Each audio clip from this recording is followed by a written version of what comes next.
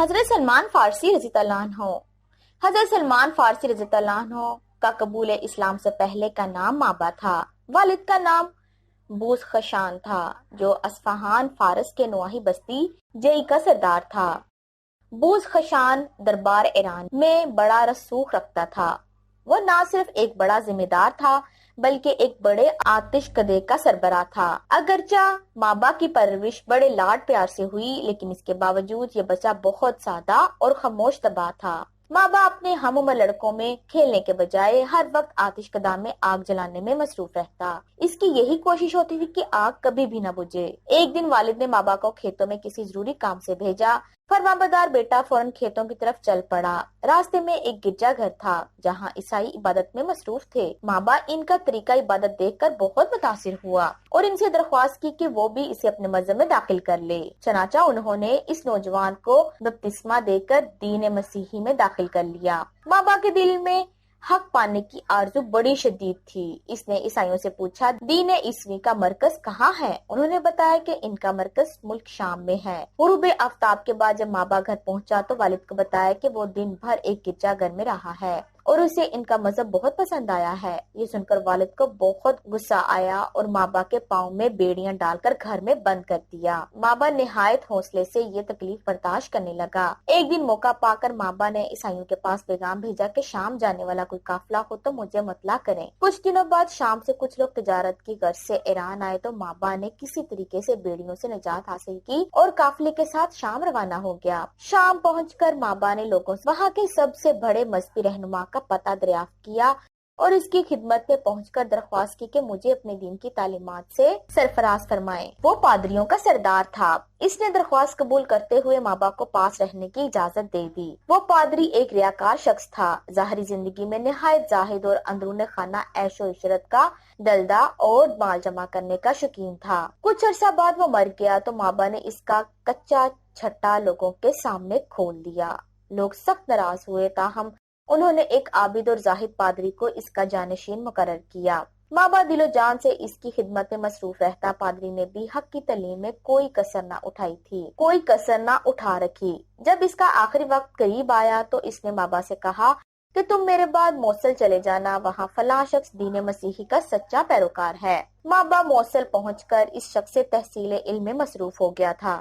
خدا کی قدرت، کچھ عرصے بعد اس کا آخری وقت بھی قریب آ گیا۔ اس نے مابا کو وصیت کی کہ تم فلاں شخص کے پاس نسینین چلے جانا، میرے علم کے مطابق وہی اس وقت دین حق کا کاربند ہے جبکہ دوسرے لوگوں نے دین کو بدل ڈالا ہے۔ مابا نے نسینین پہنچ کر اس مراد پاک باز کی صحبت سے فیض اٹھایا۔ جب اس شخص کی موت سر پر آئی تو مابا کو اس نے بتایا کہ جس نور حق کی تلاش ہے وہ اموریا میں فلاں شخص کے پاس ملے گا۔ اموریا پہنچ کر مابا نے اس کی شاگردگی اختیار کر لی۔ یہ ایک نہایت پرہیزگار شخص تھا۔ مابا اس کی صحبت میں دین مسیحی کا سچا پیروکار بن گیا۔ اپنے استاد کی طرح وہ بھی دن رات عبادت میں مشغول رہتا۔ غذا کے حصول کے لیے اس نے کچھ بکریاں خرید لیں جن کے دودھ سے وہ غذا حاصل کرتا۔ جب اموریا کے اس لارڈ بشپ کا آخری وقت قریب آیا تو اس نے مابا کو بلا کر کہا، اے حق کے متلاشی، اس وقت ساری دنیا کفر و شرک میں غرق ہے۔ دنیا میں مجھے کوئی ایسا شخص نظر نہیں آتا جس کے پاس میں تجھے بھیجوں، البتہ اس نبی آخری زمان کے ظہور کا وقت قریب ہے جو دین حنیف کو زندہ کرے گا۔ وہ عرب میں اس سرزمین کی طرف ہجرت کرے گا جس پر کھجور کے درختوں کی کثرت ہوگی۔ اس کی دونوں شاخوں کے درمیان مہر نبوت ہوگی۔ وہ ہدیہ قبول کرے گا اور صدقے کو اپنے لیے حرام سمجھے گا۔ اگر تم اس پاک نبی کا زمانہ پاؤ تو اس کی خدمت میں ضرور حاضر ہونا۔ مابا اس شخص کے کفن دفن سے فارغ ہو کر ہر وقت اس جستجو میں رہنے لگا کہ کسی طرح عرب کی سرزمین پر پہنچا جائے۔ آخر ایک دن اس کی دلی مراد پوری ہوئی۔ قبیلہ بنو کلب کا ایک قافلہ اموریا سے گزرا۔ مابا نے ان سے درخواست کی کہ اس کے مال مویشی اپنے قبضے میں لے لو اور اسے ساتھ لے چلو۔ قافلے والے رضامند ہو گئے۔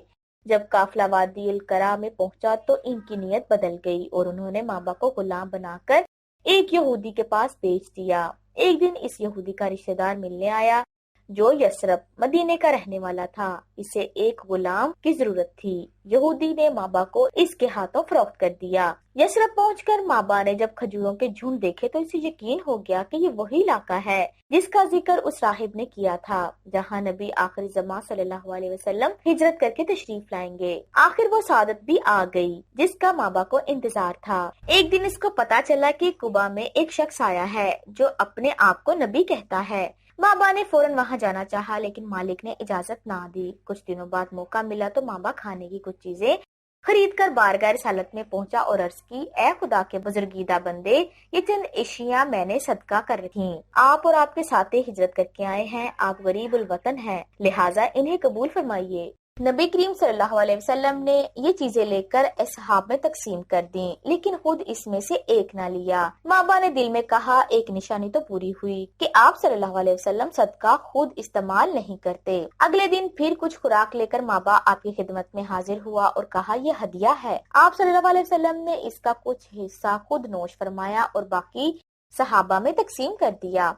مابا کو یقین ہو گیا کہ یہی نبی آخری زمان ہے، تاہم ابھی مہر نبوت کو دیکھنے کا متمنی تھا۔ چند دنوں بعد مابا نبی کریم صلی اللہ علیہ وسلم کی خدمت میں حاضر ہو کر پشت اطہر کی جانب جا کر منتظر رہا کہ کسی وقت کپڑا ہٹے تو مہر نبوت کا نظارہ کرے۔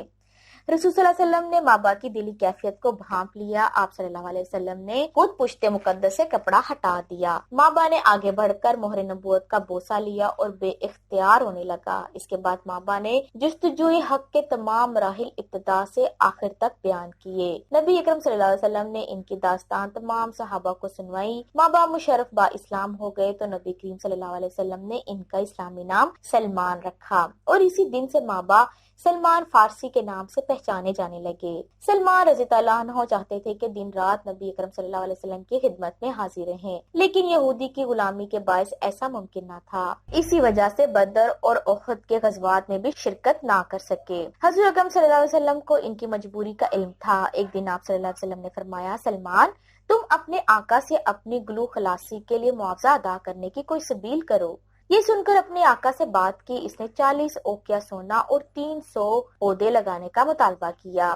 نبی اکرم صلی اللہ علیہ وسلم کو جب اس بارے میں پتا چلا تو آپ صلی اللہ علیہ وسلم نے صحابہ کرام سے فرمایا، تم لوگ سلمان کو غلامی سے رہائی میں مدد دو۔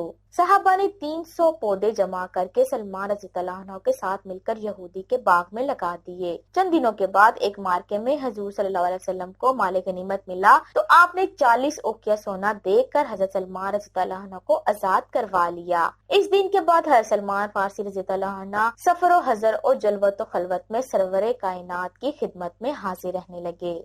اگر آپ کو یہ ویڈیو پسند آئی ہے تو ہمارے چینل برائٹ سائڈ اردو کو لائک کریں، سبسکرائب کریں اور شیئر کریں اپنے دوستوں کے ساتھ تاکہ نئی آنے والی ویڈیوز کی نوٹیفیکیشن آپ کو بر وقت ملتے رہیں۔ ملتے ہیں نئی ویڈیو کے ساتھ، تب تک کے لیے اللہ حافظ۔